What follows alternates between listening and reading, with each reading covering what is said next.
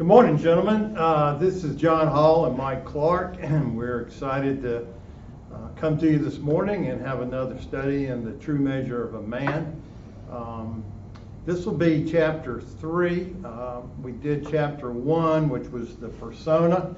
We saw in that the example of the commandeer who wanted to impress all of his friends and get his true identity and words from them. Then we moved into life is difficult. And from there we saw in Psalm 90 that 70 years are given to us, and some may even reach 80, but even the best of those years are filled with pain and trouble, and soon they disappear and we're gone. So it's not unusual for life to be difficult. Even in the good times, things can really be tough. And so we wanted to move to chapter 3 today. It's called Man's Identity. We want to understand where we are to look for our identity, and we have some unusual places that we do look for it, and we're going to discuss those this morning. So John chapter 3 talks a good deal about culture. So what is culture, and why is it important to this chapter in this book? Hey, thanks, Mike. I would first say, in answer to the question you raised, to me, where we look for our identity, I think in our country, and perhaps as people, is we look at our culture. Mm-hmm. And so, I think it's in most cases irrefutable, and we want to be in some way or another like everybody else, or certainly we want to be too different from everybody else. Culture is the way we live. It's a little word and a huge word. It has to do with how we dress, what we see on television, what we see on online, what we see, how people dress, how people talk.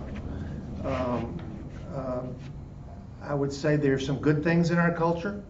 Americans are known for being generous people, helping people, caring people. That's a good thing.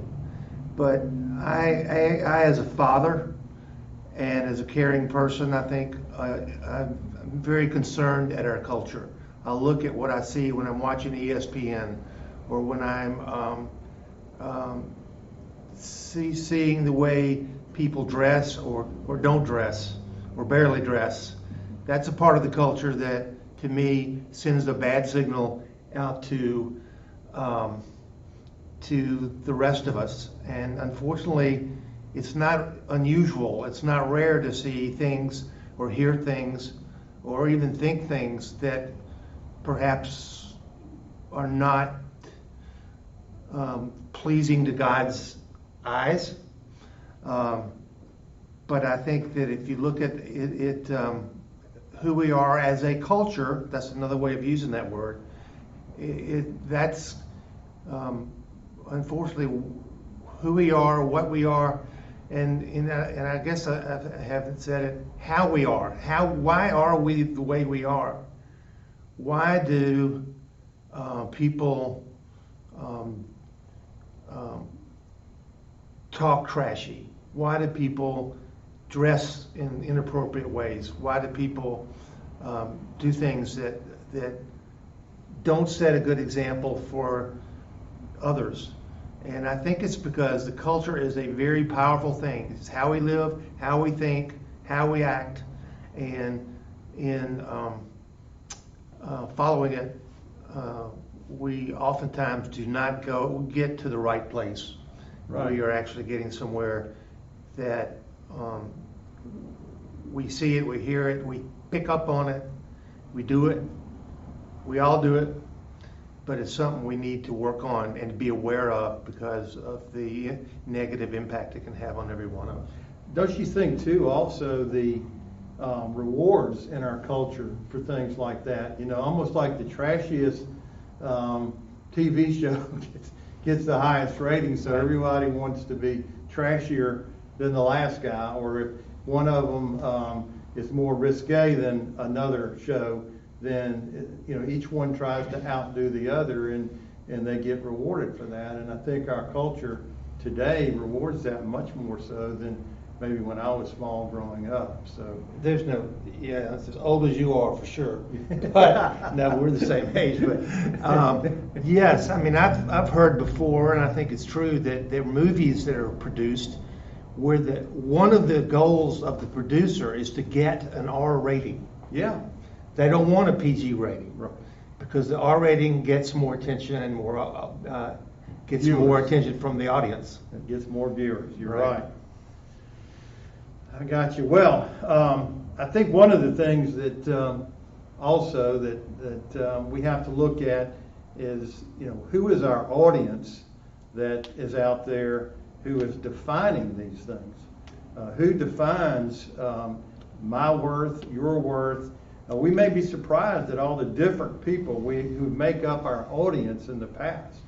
And some of these people in these audiences have more influence than others. So say growing up, we had numerous people in our audience, and they were changing often. As a child, it started out with our parents. Then as we moved to school, it became friends, it became teachers, it became coaches. And then as we moved to the workforce, it became our wives and family. It became co-workers and friends. I mean, we can all look back in school and see people who influenced us both positively and negatively. We had great coaches, great teachers, but then we had awful teachers and coaches, and then we had friends that were very helpful, but we had also friends that weren't. And we always tried to measure up to their expectations, and a lot of times it led us down the wrong roads, and I know that personally. But all these people at one time or another, especially the ones most important to us, have a very powerful influence on me in determining my worth and value. I still have that personally happening today. You still look out to see people and you want to impress them. You want them to think well of you. And those are good things. I mean, you do want people to think well of you. You want them to value your friendship. But we're not to put our identity and our self-worth on what they say, because they could be wrong. And we certainly don't want to go down a road that is not the one that the Lord wants us to go down. So we have to remind ourselves, who is my audience? That leaves us with who should be our audience. And let me read a quote from the book on page 34. It's a great author we have with Richard, and he says, and this is C.S. Lewis talking or writing, and he started out an atheist, then he became a theist, which means I only believe in God, but not Jesus and the Holy Spirit. But then he became a Christian, and he gave us a lot of good works, and this is one of them. He says, as Lewis began to read the Old and New Testaments, he noted a new method of establishing his identity, of coming to terms with his personality. This process, Lewis writes, involves losing yourself in your relationship to the Creator. Until you have given up yourself to Him, you will not have a real self. And then Paul talks to the Galatians in Galatians 2:20, when he tells them that he says, I have been crucified with Christ. It is no longer I who lives, but Christ who lives in me. And the life I now live, I live by faith in the Son of God who gave himself for me. And so that's who our audience really needs to be, is God. And Paul really hit home and really, I think, had it down when he said he had been crucified with Christ and he no longer lived, but Christ lived in him. So, John, what do you think is meant by Ephesians 2:10 when it refers to workmanship? what is, and we are his workmanship, but what does that mean to you? I think that it means several things. It's trying to tell us that God made us who we are, and to me, saying takes ownership in who we are. He cares about who we are and what we do, and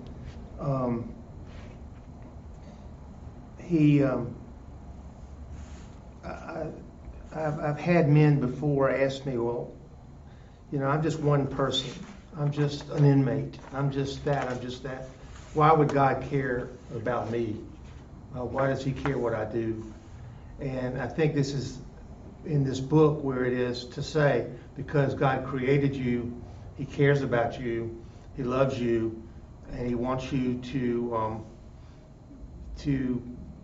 live the kind of life that he's told us throughout this Bible that he wants us to live. And so the workmanship is just, to me, I guess it kind of speaks for itself. God created us, he cares about us, he takes care of us, he wants us to live up to his standards. That kind of takes me to, did that answer your question? Yeah. Takes me to some other things that are in the book, especially around page 32, which is that God, in fact, has a plan for us. And that plan, if we learn it and begin following it, gives us in our lives two words that you'll see throughout this book that are very vitally important. It's meaning and purpose. I think it's in the next chapter maybe, where there's some amazing stories about people living a life without meaning. There's one about a Nazi concentration camp. Really, really spoke to me. But the point of it is that if you do not have meaning or real purpose in life, so many instances, life's not worth living. Right. And it's kind of in reverse order. And I'd say, and what I'm reading here and what I believe is, if you find purpose, if you recognize there's meaning in your life, and that it's through God, that is something that will give you a purpose in life that will make your life rich and very, very meaningful.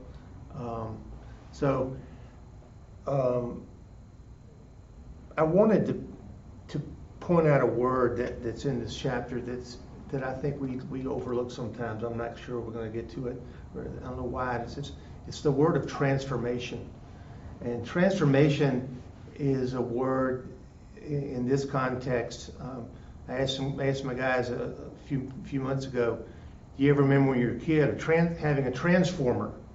And all hands went up. And I know my kids know good and well what a transformer was. And it's something that you can push the right button. I don't think I ever did one, but push the right button and something can transform itself from one being to another. And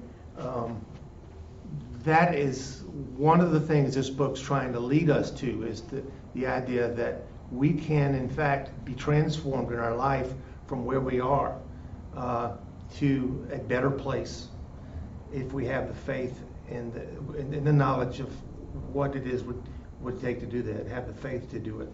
So I just don't want that word to get by us, and I saw it in there. I just wanted to point that out. I think it's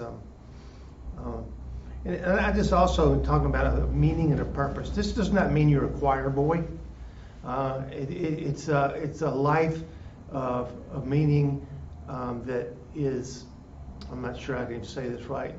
It's a life of goodness and grace and love, and it doesn't mean, as I think some people think of it, is a life with no fun or no joy or no happiness. It's quite the opposite of that. It's got all of that. So I just want to make that clear. It's an amazing way to live. Sure is. Mike, I got one question for you. it's kind of a tricky question to me. How can we identify the God with a big G God and a little g God that we serve in this life?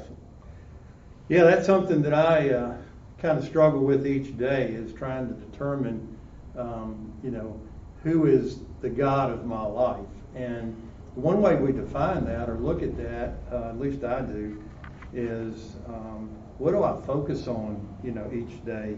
And what are my thoughts and my actions? Do I spend all my time on things that will either enrich me or enrich my family, but not on things that will enrich the people of God? And so do I spend time, studying the Word, praying for my friends, praying for the people needy? Do I even serve others? Do I take time to figure out a time to serve others? That is a daily choice for me. You just need to reflect at the end of the day, what is it that I'm doing as a relationship with God? Joshua talked about this, and when God was giving him a choice, and he said, in the book it says on page 36, this is the choice we all make and we all face. We can continue to allow the people in this world where we live only a few dozen years more to define who we are and what our lives are worth, with the knowledge that one day the world will eventually break our hearts. Or we can break the world's hold on our life by letting go of our identities to become absolutely grounded in Christ's love and his commitment to our well-being. He said, make no mistake, regardless of our place in life or where we are, it is a choice we all have to make or break us as men. And so as you read the Old Testament and the New Testament, you will notice that God is always confronting his people with a choice. I'm reminded of Joshua as an important moment in Israel's history when he asked the people to choose the God that they would serve. He said, I believe that if he stood before us today in the midst of these difficult times we're in, and the difficult times everybody's in, he would confront us with a similar choice. Choose for yourself today the God whom you will serve, the God of wealth, the God of prestige and power, the God of pleasure, the God of achievement. But Joshua said, but as for me and my family, we will serve the Lord. That's Joshua 24:15 on page 36. So each of us must choose the God we are willing and going to serve, and then we will have to live with all the consequences that flow from that choice. So God's given us a choice, and when the choice determines the consequences that we'll be living with. So again, enjoyed this week, John, and look forward to being back with y'all again, and hope things are going well for y'all there. And God bless you. Thank you, man. Thank you, guys.